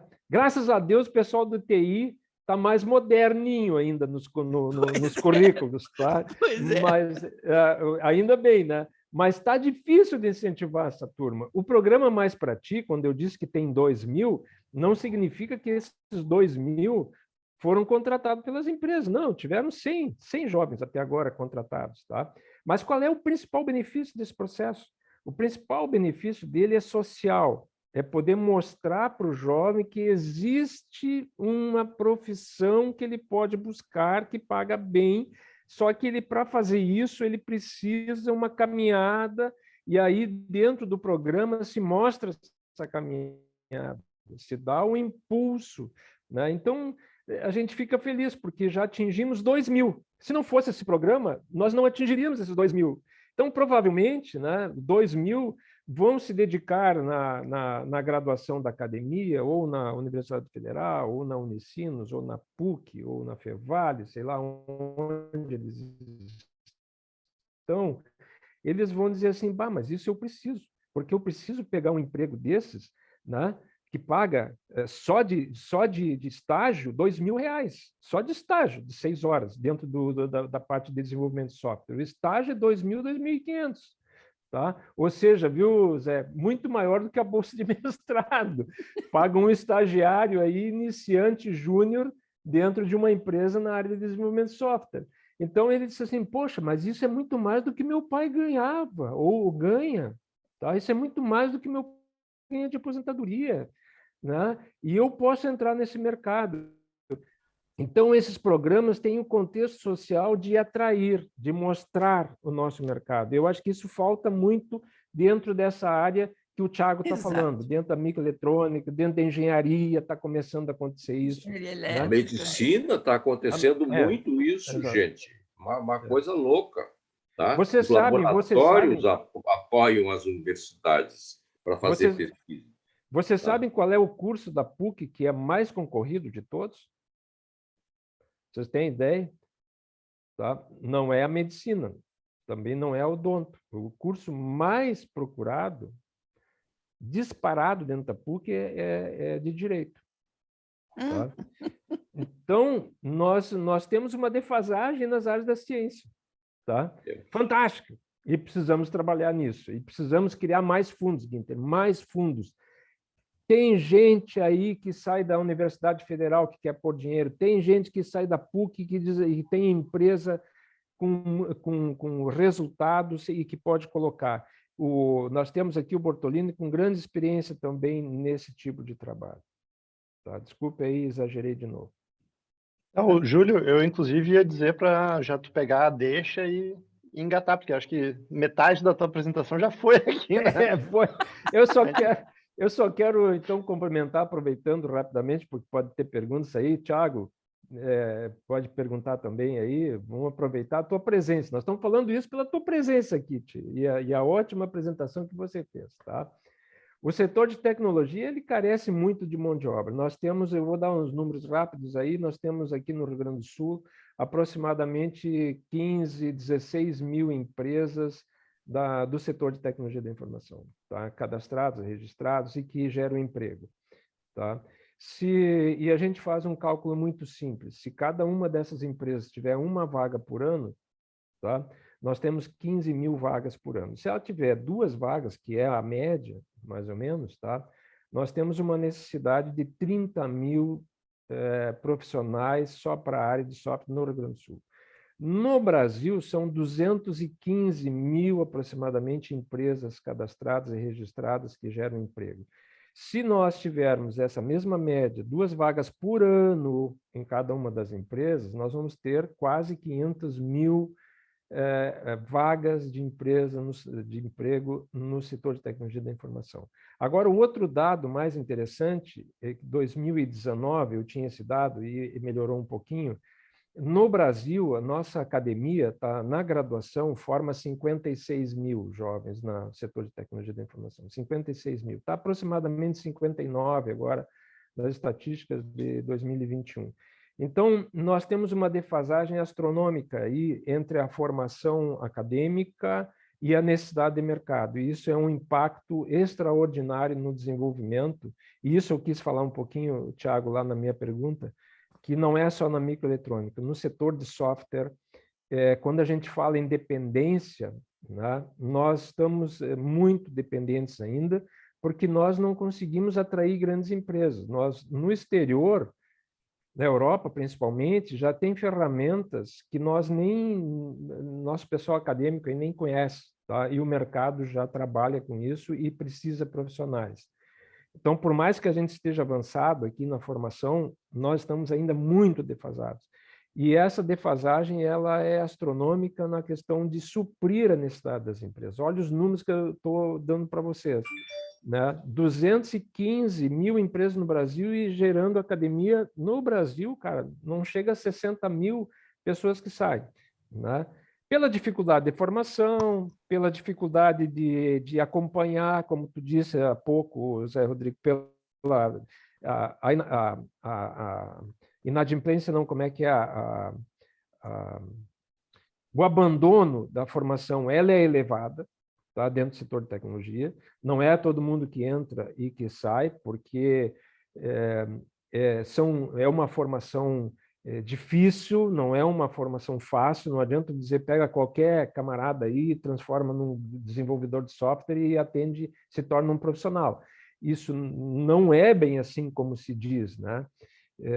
Existe uma caminhada grande, sempre estudo, sempre formação, sempre capacitação para acompanhar o que esse mercado está fazendo. Então, nós temos dificuldade aí de fazer com que o pessoal entenda que esse mercado ele é exigente também na atualização da sua formação. E você entra num processo desses, o jovem, ou o talento, ou a pessoa, ele precisa estar sempre se desenvolvendo para manter o seu lugar dentro do mercado de forma competitiva. Então, nós não temos como resolver isso a curto prazo. Não temos como resolver, a não ser programas que são extra-graduação, né? Como programas aí, tem Senac, tem bons programas de formação, Instituto Federal também, aí que você colocou, que tem programas de formação concomitante ao ensino médio, tá? Mas só que a empresa, o setor de tecnologia, ele basicamente não contrata quem não tem, no mínimo, o ensino médio já realizado. É muito difícil dele fazer a contratação de um jovem bem qualificado, mas está no 2º ano do ensino médio. É muito difícil isso, porque ele precisa ter uma qualificação hoje melhor na fala, na escrita, principalmente, no relacionamento, e isso você aprende um pouquinho mais lá na frente, nas graduações e pós-graduações, né? Então, eu só queria, Rodrigo, deixar esse recado, tá? Que nós temos um trabalho muito grande para atender o Rio Grande do Sul. Olha, veja bem, são 16 parques tecnológicos no Rio Grande do Sul, e que tem principalmente empresas de tecnologia aí dentro, né? Só no Rio Grande do Sul. E eu não tenho dado aqui mais específico para dizer quanto nós formamos no Rio Grande do Sul, na parte acadêmica, mas eu faço uma relação com 60 mil aproximadamente no Brasil, né? Então nós vamos formar ali no máximo 10 mil se for, né, 10 mil pessoas na área de desenvolvimento de software, com todo o modelo acadêmico aqui no Rio Grande do Sul, para um número de 30 mil por ano, então segue essa defasagem. E temos também uma questão da diversidade aí implícita. E aí, Thiago, eu comecei a falar e parei um pouco, mas vou entrar nisso rapidamente. Eu olhei que os principais coordenadores do programa de vocês são do sexo masculino, né? Então, eu acho que vocês sofrem também a dificuldade do gênero feminino não entender que a pesquisa nessa área da engenharia, da microeletrônica principalmente, pertence a ele também, pertence a ela também, né? E isso a gente tem muito forte. No Brasil, são apenas 17% do efetivo que trabalha no setor de tecnologia, que é do sexo feminino, 17% aproximadamente. No Rio Grande do Sul, eu acho que é menos, é 13% apenas, tá? Então, nós temos uma dificuldade também de buscar competências dentro do gênero feminino para mostrar que tecnologia também pode acontecer como uma formação para esse público. Então, a diversidade ela é forte também, que a gente precisa vencer dentro desse programa. Zé, eu fico por aqui, próximo a gente pode ir mais longe. Eu posso falar? Esse problema que o Júlio levantou mexe com uma coisa do nosso ensino básico que é lamentável no Rio Grande do Sul. A qualidade do ensino primário, secundário, no Rio Grande do Sul caiu muito em termos nacionais. Então, isso é um problema. Outra coisa que acontece é que os alunos não são muito forçados a estudar matemática, física e química, que são matérias básicas para a engenharia e medicina. Não são muito estimulados. Resultado, quais são os cursos que têm mais gente? Direito, psicologia, geografia, história, não sei o que e tal. Agora, por quê? Porque eles esbarram nessas matérias mais matemática, química e física. Então, eu penso que nós, do CONCET, também precisamos conversar com as autoridades de ensino do Estado e do município, das categorias básicas, no sentido de melhorar e de qualificar os professores, porque senão eles entram na universidade semi-analfabetos, como hoje está acontecendo. Então, isso aí é um outro desafio, viu, Rodrigo, que nós temos pela frente. Por exemplo, nessas direito, psicologia, etc., a maioria dos alunos já são mulheres, né? Então, e por que elas não vão para a área da matemática, física aqui?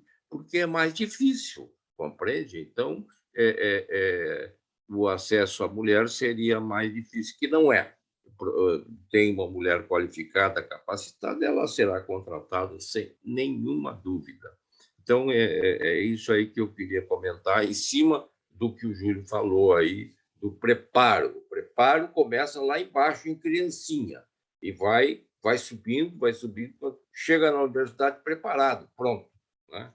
É isso que nós precisamos conseguir com o nosso ensino público e privado, seja do Estado, seja do município. Porto Alegre tem uma coisa estranha, paga os melhores salários dos professores do Brasil, a cidade, e tem um dos piores ensinos do Brasil. E o ensino em Porto Alegre é pior que o do Estado, que paga muito menos. Então, o problema não é salário só. Certo. Eu encerrei. Rita, queres comentar? Eu quero reforçar o que o Günther disse.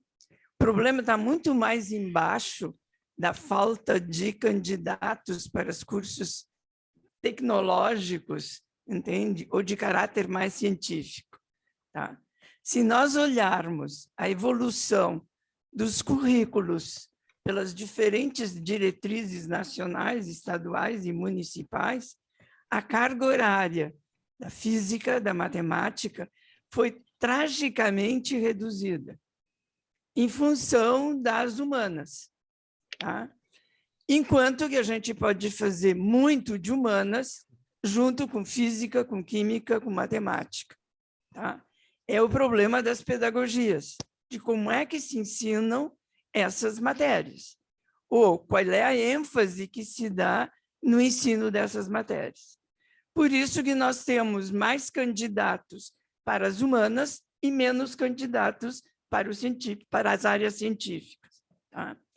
E aqui eu quero pedir uma autorização de vocês, gente. Eu me adiantei, mas eu quero uma autorização do Conselho.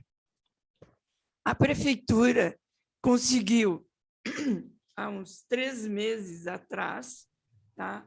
A autorização da Câmara de Vereadores para retomar o seu papel de cidade educadora. E existem 5 grupos que estão acontecendo de discussão nessa revisão da cidade educadora. Tá? Um deles, desculpe a minha cola, um deles é sobre pedagogias da cidade, ou seja, como é que as diferentes escolas estão tratando as áreas humanas e estão tratando as áreas científicas, tanto no município quanto no estado, até porque o ensino médio, o ensino fundamental no município é predominantemente exercido por escolas estaduais. Tá? O município apenas, digamos assim, cobre da 1ª à 4ª série. Tá? Bom, o segundo grupo é a educação fora da caixa. Ou seja, começarmos a trabalhar, entende? Com visões diferentes da educação. E uma delas é essa, que a mulher não dá para a ciência, entende? Mas a mulher só dá para pensar, e o homem dá para a ciência, mas não consegue avançar. Esses são os grandes problemas. Sim, uma grande bobagem. Isso. Como que a mulher não dá para a ciência? Mas isso é que a gente tem que fazer com que saia da caixa, a gente consiga trabalhar com formas de ensino de matemática, de física, de química e assim por diante. Um outro grupo é primeiros anos, que é exatamente aquela faixa etária até a 9ª série, tá? Em que a gente precisa dar um bom embasamento na educação fundamental. Um outro grupo de trabalho está trabalhando sobre infraestrutura. Infraestrutura da cidade e infraestrutura da escola. Que isso também interfere, entende, no querer mais ou menos a área científica ou a área humana. E a outra é de mobilidade humana. Também é outra situação, entende? Como fazer, entre outras coisas, além da mobilidade geral da cidade, a mobilidade dentro da escola, do aproveitamento do tempo, do aproveitamento das salas, do aproveitamento dos intervalos, da saída, das entradas, e assim por diante. Eu tomei a liberdade, enquanto Rita, tá? Me inscrevi nesses grupos, menos a pedagogia da cidade, tá? Como representante do ITD, mas eu gostaria de me inscrever também como representante do Conselho Municipal de Ciência e Tecnologia. Até porque tudo que nós discutimos agora aqui tem a ver com os caminhos que vão ser dados, ou com o perfil que vai ser dado a essa cidade inteligente. Porque, desculpe a brincadeira, gente, mas eu estou meio que estrangulada. De inteligência, as pessoas são inteligentes, mas essa cidade emburreceu muito. Porto Alegre era outra cidade, tinha outro perfil, era muito mais ousada, era muito mais ativa, entende? E agora... Então, eu queria autorização de vocês de me inscrever nesse grupo de estudos da Prefeitura como representante do Conselho e poder levar adiante o que o Guinter colocou e o que você sabe, há muito tempo eu venho batendo nessa tecla. Nós temos que mudar a forma de ensinar. Rita, eu acho que tu é a pessoa mais indicada aí a assumir essas posições aí, então tens o meu ok aí, o meu agradecimento, inclusive. Eu ok também. De acordo. De acordo total. E eu vou manter vocês ao par do que a gente está fazendo. Rita, tu vai Sim. ficar responsável por falar para nós aqui o novo modelo de ensino. Porque isso é uma encrenca que eu acho que o mundo inteiro está precisando saber. Tá? Tem o Paulo aí do ITD que deve estar louco para usar a palavra também e para falar um pouco sobre isso. Paulo já porque eu saiu, sei... Paulo já foi. Ah, ele já foi, tá? Uma pena, porque eu sei que ele persegue isso também lá dentro do ITD. Ele Né? colocou aqui que essas 2 horas não são, é só apresentar os problemas e não discutir as soluções possíveis para isso. Ele colocou bem, ele fez uma boa colocação ali e caiu fora, precisava sair. Paulo. Está ali no chat, para quem quiser. Não, tá certo. E o Eduardo, que estava aí também, já saiu, né? Tá certo. Não, desculpa, Pode falar, gente. Rita. Não, e, na realidade, o que eu vejo é assim, gente, nós precisamos começar a apresentar pequenos resultados, entende? Um estudo, entende? Uma discussão mais ampla, um podcast que a gente coloque à disposição lá adiante. Tá? Concordo, Rita. Nós, com o CET, temos que fazer algumas entregas aí meio Temos. rápido aí, tá? Uhum. Porque senão nós vamos ficar estamos... nessas discussões aí. Exato. E creio que hoje nós levantamos várias situações. E o que o Günther colocou, gente, eu assino embaixo. Eu creio que é uma das coisas mais importantes. E não é porque ambos, entende, passamos dos 50 anos, tá? Mas é porque a nossa caminhada nos diz que, gente, nós temos que botar sebo nas canelas. Eu recém fiz 51, tá? Eu vou fazer um encaminhamento, então, sobre essa questão, que é a seguinte, Rita. Acho que as nossas principais pessoas aqui dessa questão de novos métodos de ensino e etc. e tal, são principalmente tu e o pessoal do ITD, né? Então, talvez até uma reunião entre vocês, e aí vocês podem já dar uma mastigada no problema, né? E trazer um pouco mais mastigado para nós, que não somos tão do rumo dessa pedagogia da educação, né? Apesar de termos diversos professores e educadores aqui. Né? Então, a Maria da Graça também, né? Gostaria de estar como Senac também. Então, Rita, temos aqui mais uma candidata para ingressar nesse grupo. Então, assim, gente, só encaminhando já o fechamento, até porque o nosso quórum está cada vez menor aqui. Queria agradecer aí mais uma vez ao nosso convidado, ao Thiago Balen. Acho que Thiago, tu expôs aí um cenário extremamente importante aí, que talvez seja uma das poucas pessoas que possam nos trazer esse cenário também, pelo menos aqui do Rio Grande do Sul, da questão da microeletrônica. Certamente tem as pessoas mais qualificadas para nos trazer esse quadro. Queria agradecer o Júlio também. A apresentação do Júlio acabou sendo meio diluída, né, Júlio? Mas não perdeu qualidade alguma por causa disso. Ah, que bom. Tá, obrigado. Não, é exatamente o que a gente queria, né? É ter uma ideia de quais são os principais problemas de TI, os principais problemas apontados na microeletrônica. Acho que tivemos assim boas sugestões, perguntas pertinentes. Assim, essa gravação está guardada no YouTube. Né? Agora, obviamente, não é em 2 horas que a gente vai resolver esse problema e muito menos atacar essa questão da educação também. Né, Rita? Então, fico feliz que tu estejas assim presidindo esse braço aí do Conset, né? Agradeço a Maria da Graça também por participar. E eu tenho certeza que o pessoal do ITD, o Eduardo e o Paulo, vão adorar participar aí dessa subcomissão, né? Quando tiverem resultados daí, Rita, tragam, a gente coloca em pauta e a gente discute, assim, vocês fazem uma apresentaçãozinha assim do quais foram problemas e as soluções que vocês encontraram, possíveis encaminhamentos, e a gente discute aqui. Tá, gente? No mais, só lembrando o seguinte, né? Foi uma solicitação, principalmente do Gabinete de Inovação, de fazer esse levantamento do TI. Né? O Luiz Carlos, ele informou que ele não poderia estar presente, porque ele está em algum lugar do Nordeste, não sei se é Maceió ou Recife, agora não me lembro. Recife. Mas essa gravação estamos gravando, né? A Ariane está aqui com a gente, né? Então, assim, ele certamente vai receber essa discussão aí. E aí, quando ele estiver presente, a gente pode discutir algum encaminhamento mais prático, tá? Nossa próxima reunião é dia 5 de julho, uma primeira pergunta só, terça-feira do mês. Rodrigo. O Luiz Diga. Carlos chegou a dar uma contextualização de que tipo de informação de TI em relação ao Estado ele gostaria? Ele era falou... realmente RH? Era realmente RH, e realmente RH de TI, e também essa especificidade aí da microeletrônica, né?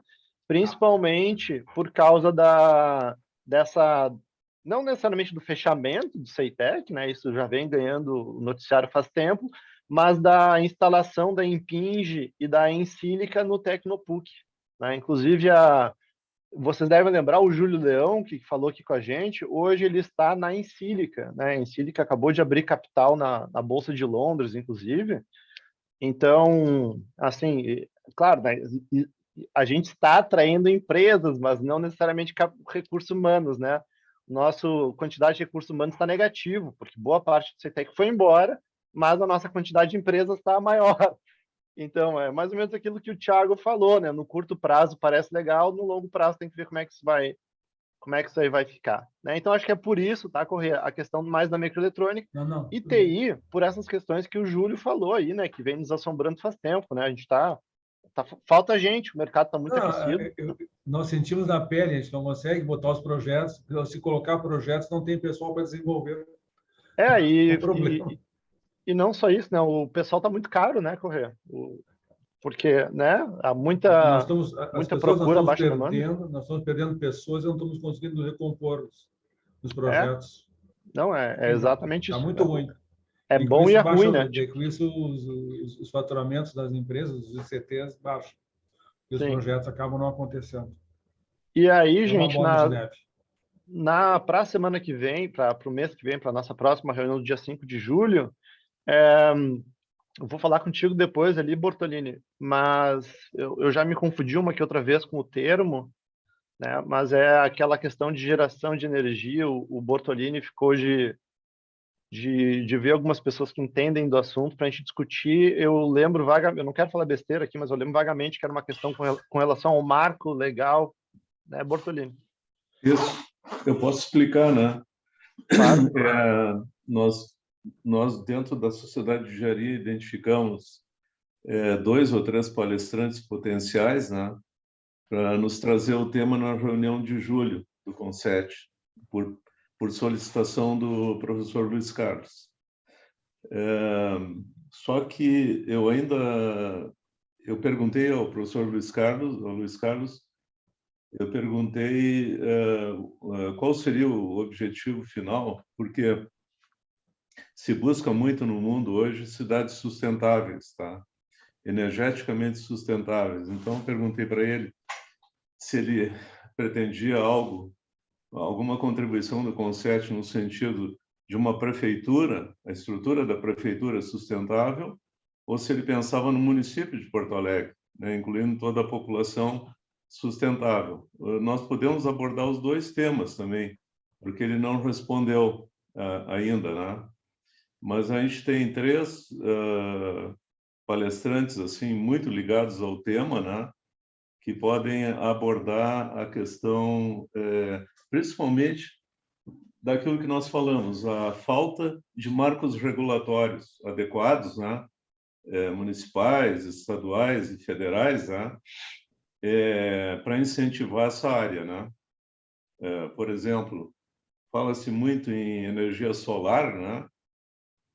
Mas queria chamar a atenção que a partir de fevereiro do ano que vem o sol será taxado.